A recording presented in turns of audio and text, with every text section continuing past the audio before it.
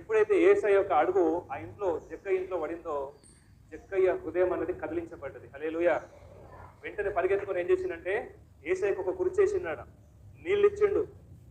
నీళ్ళు ఇచ్చిన తర్వాత అతని ఇంట్లోనికి ఎక్కడైతే బీరువా ఉంటుందో అక్కడికి పరిగెత్తుకొని వెళ్ళి ఏమేం పేపర్స్ ఉంటాయో అవన్నీ తెచ్చిండు, ఏమేం డబ్బులు ఉంటాయో అవన్నీ తెచ్చిండు. అవి తెచ్చి యేసయ్య పాదాల మీద ఉంచి, యేసయ్య నేను ఇన్ని సంవత్సరాలు అక్రమంగా అన్యాయంగా ప్రజలందరి దగ్గర వసూలు చేసిన పేపర్లు, ప్రజలందరి దగ్గర వసూలు చేసిన డబ్బులు, వీటితోటి నేను సంతోషంగా ఆనందంగా ఉంటాను అనుకున్నాను, కానీ వీటన్నిటికంటే ఎక్కువగా నీవు నా కుటుంబంలో నా ఇంట్లో అడుగుపెట్టినావు, నాకు సంతోషం ఆనందం ఉన్నది.